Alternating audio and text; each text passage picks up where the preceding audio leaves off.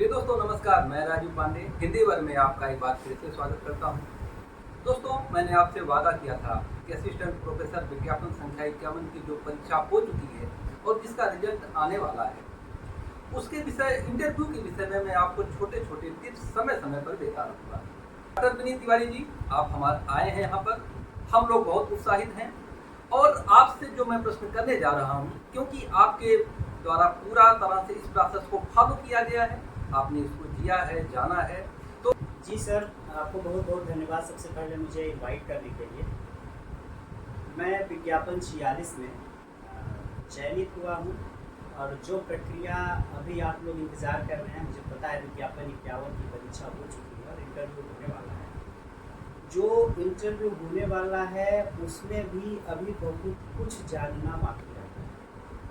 चूँकि मुझे विज्ञापन 46 के बाद 47 में लोगों को गाइड करने का, विज्ञापन 50 में लोगों को गाइड करने का कुछ अनुभव है और मेरा यूट्यूब चैनल भी है, बहुत से लोग शायद मुझे जानते भी हों, जहाँ पे मैंने इससे पहले विज्ञापन 50 के इंटरव्यू के बारे में बहुत सारी जानकारी शेयर करी है। तो यहाँ पर कुछ बारीक बारीक चीज़ें बड़ा ध्यान रखनी होती हैं, नहीं तो आप रिटन में हाई स्कोर करने के बाद भी कई बार बाहर आते हैं।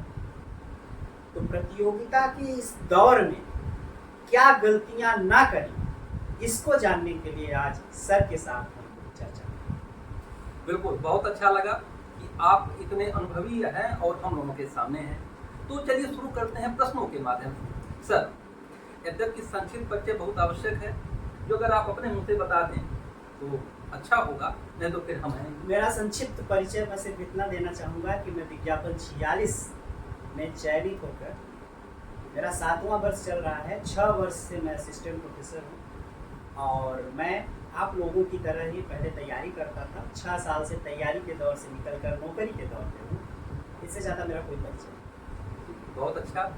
तो सबसे पहले दोस्तों, जो इंटरव्यू के दौरान वे लोग जो पहली बार इंटरव्यू फेस करेंगे, उनके लिए सबसे बड़ा ये जानना जरूरी होता है कि आखिर इंटरव्यू में बोर्ड क्या होता है, कितने लोग होते हैं, वहाँ का माहौल क्या होता है। तो थोड़ा सा संक्षिप्त में इस पर बताएं, जिससे कि उसके बाद जो प्रश्न उठेगा उस पर हम लोग चर्चा करेंगे। सर, बोर्ड को आप इस तरीके से समझ सकते हैं कि बच्चों के जो विद्यार्थी होते हैं या कहिए कि जो परीक्षार्थी होते हैं, जो एस्पिरेंट्स होते हैं, उनको यह जांचने के लिए कुछ लोगों का समूह होता है बोर्ड की जो पर्टिकुलर अभ्यर्थी आ रहा है इंटरव्यू देने के लिए, उसके अंदर टीचिंग एप्टीट्यूड है कि नहीं है। बोर्ड कुछ लोगों का, क्योंकि आप जानते ही हैं कि जो इंटरव्यू होता है वो सब्जेक्टिव होता है, तो सब्जेक्टिव चीज़ों को जज करना थोड़ा सा कठिन होता है। तो इसलिए बोर्ड में कुछ लोग रखे जाते हैं, 4-5, जो ये निश्चित करते हैं कि भाई किसी ने किसी को कम नंबर दे दिया तो कोई ज़्यादा दे दिया था, तो उसका औसत निकाल के नंबर का निर्धारण किया जाता है। तो बोर्ड को आप इसी तरह समझ सकते हैं कि कुछ लोगों का समूह है जो आपके लिए इसलिए बैठा होता है कि जाने कि आपके अंदर वो पोटेंशियल है कि नहीं, कि भविष्य में आप एक अच्छे टीचर बन सकते हैं कि नहीं। वो एक्सेस करने का प्रयास करता है बोर्ड कि आप अच्छे टीचर भविष्य में बन पाएंगे कि नहीं। ठीक है सर, थोड़ा सा ये बताएं कि वहाँ का माहौल क्या होता है। क्या एकदम बिल्कुल औपचारिक होता है या वहाँ पे दबाव महसूस होता है? क्या वहाँ पे खुल के बात की जा सकती है या वहाँ पे कुछ पर्टिकुलर तरीके से रहना है, पर्टिकुलर तरीके से बैठना है? कितना सहज है और कितना अस्वाभाविक है, जरा इस पे संक्षिप्त में बताएं। सर, अगर बोर्ड की हम बात करें तो वहाँ के माहौल के बारे में कोई पूर्वाग्रह बनाना सही नहीं। अगर हम बात करें कि बोर्ड में जो रूम होता है जहाँ पे लोग बैठे होते हैं, जो वाइवा इंटरव्यू आपका लेते हैं, तो आप निश्चित मान के चलिए कि आप कुछ सोच के नहीं जा सकते कि आपको वही परिस्थिति मिलेगी जो आप सोचें। और उम्मीद भी मैं करता हूँ कि अगर आप विज्ञापन 51 की लिखित परीक्षा पास किए हैं, आप नेट JRF निकाले हैं, PhD किए हैं, तो आपको उस परिस्थिति के अनुसार खुद को ढाल पाने की योग्यता आप में होगी।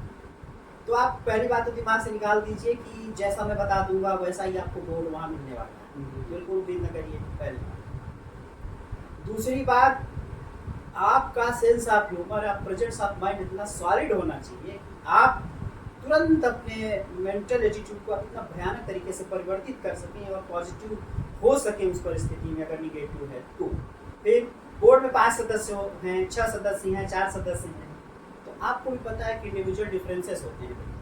कोई व्यक्ति आपको अच्छा माहौल देने का प्रयास कर सकता है देने का, कोई खड़ूस भी निकल सकता है, कोई डांट सकता है, कोई होपलेस कर सकता है, कोई नाराजगी प्रदर्शित कर सकता है, कोई आपको हीन भी दिखा सकता है, कोई सुपीरियोरिटी आपके अंदर आपको सुपीरियर भी फील करवा सकता है।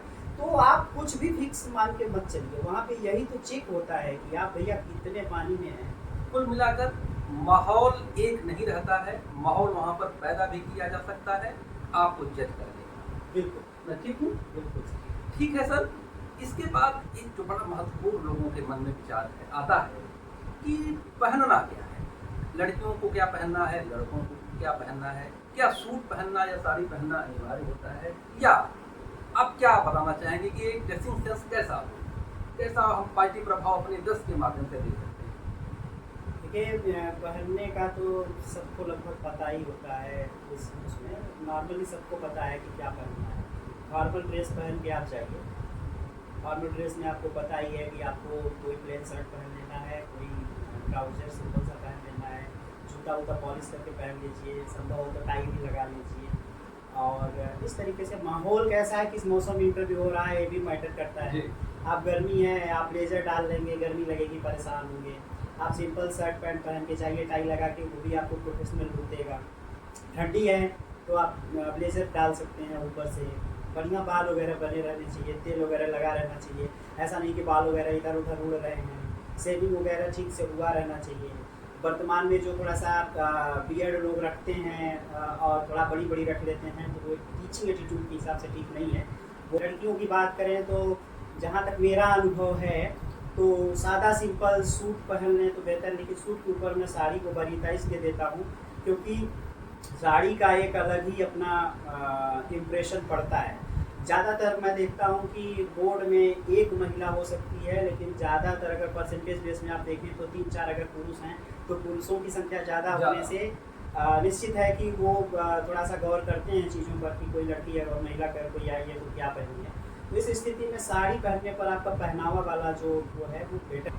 कुल मिला के एक व्यक्तित्व परीक्षण है, तो आप अपने व्यक्तित्व को कैसे इवॉल्व करते हैं ये आप पर निर्भर है। आपको वो ड्रेस पहनना है जो आपके कॉन्फिडेंस को बढ़ाने में सहायक हो। अगर आप कभी भी सूट नहीं पहने हैं और इंटरव्यू के दौरान सूट पहन लेंगे तो शायद आपके व्यक्तित्व में वो इजाफा करने की बजाय हानि पहुंचा देगा, क्योंकि आप कॉन्फिडेंस नहीं रह पाएंगे। तो आपको सादा पहनना है, सिंपल पहनना है, जिस चीज़ की आप तैयारी कर रहे हैं उस पद के अनुकूल पहनना है जो आपको सहज रखे और आपके कॉन्फिडेंस को बूस्ट कर सके।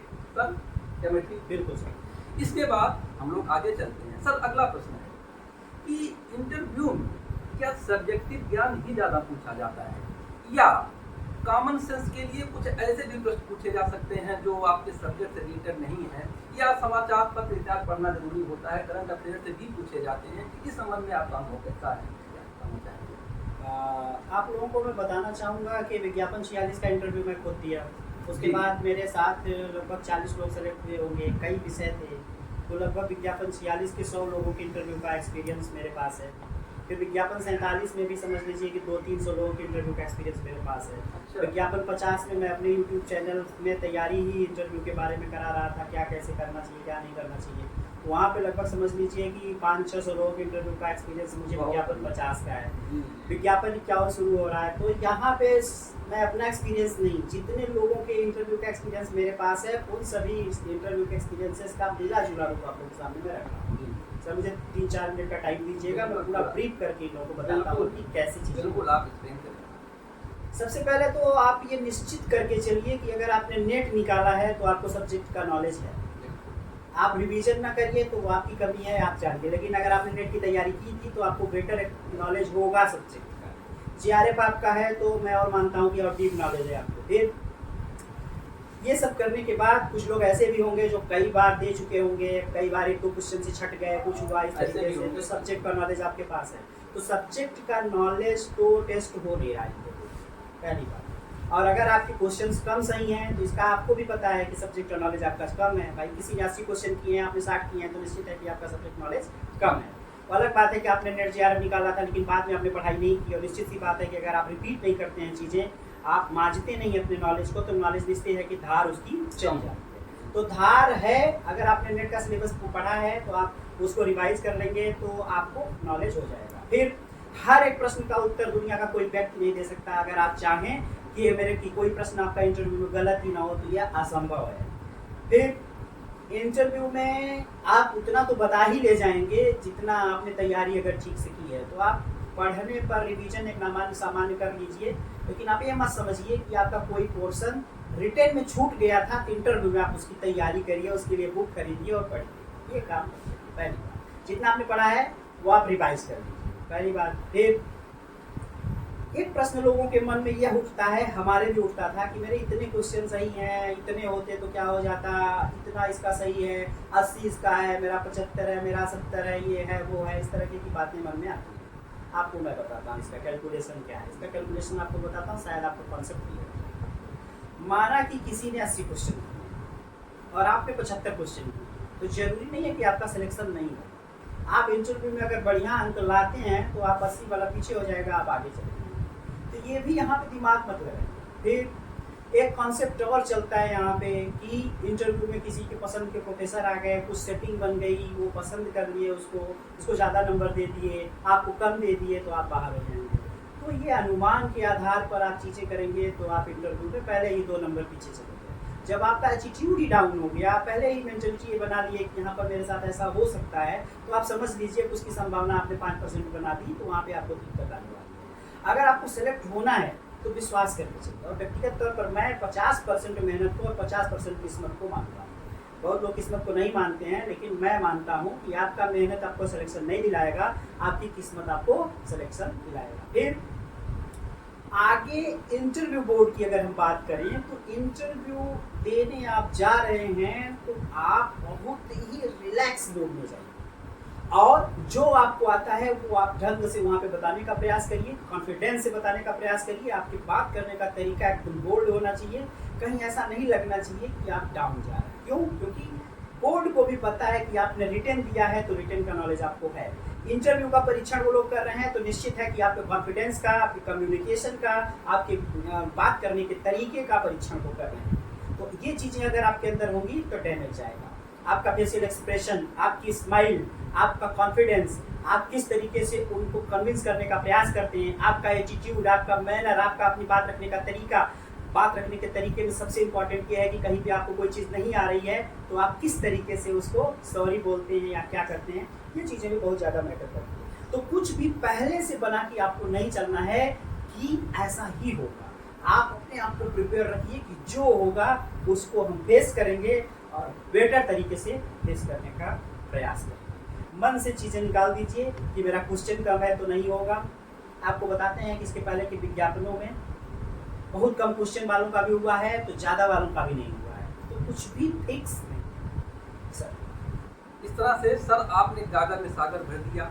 आपने एक साथ इतने डाउट्स क्लियर किए हैं, इतने प्रश्नों के उत्तर दे दिए हैं कि जो मैं शायद अपनी प्रश्नावली में सम्मिलित भी नहीं किया था। बहुत ही अच्छी तरह से आप समझा रहे हैं। मैं बात को आगे बढ़ाते हुए एक बात और जोड़ना चाहूँगा या मैं बताऊँ। एक बार मेरे इंटरव्यू में मैं जैसे सर का समर्थन करता हूँ उनकी बातों का, वो उदाहरण से मेरे इंटरव्यू में भी मुझसे पहला ही प्रश्न पूछा गया था और मुझे नहीं आ रहा था। जब तक मेरा ये इंटरव्यू लोग से वालों का था, उसमें मुझसे प्रश्न जो भी पूछा गया, मुझे उस प्रश्न का उत्तर तो बिल्कुल, क्योंकि करंट का पूछा गया था, मुझे मालूम नहीं था, फिर भी मैं उसे कॉन्फिडेंस से उत्तर दिया। अगला प्रश्न मुझे उसी तरफ से आगे बढ़ाया गया, गलत प्रश्न से ही। फिर मैं पॉजिटिव हुआ उस पर जाकर के, उसने मुझे अध्यक्ष महोदय ने मुझसे कहा कि ठीक है, आपका निष्कर्ष ठीक है, आपका उत्तर नहीं ठीक था, आपका निष्कर्ष ठीक है, ये ठीक है। वहाँ तो बताएंगे नहीं मैं आपको ज़्यादा नंबर दे रहा हूँ, लेकिन उन्होंने कहा कि ठीक है क्योंकि आपने निष्कर्ष पॉजिटिव निकाला है। तो कहने का तात्पर्य कि आप पॉजिटिव बने रहिए। गलती हो गई तो गलती महसूस नहीं करना है।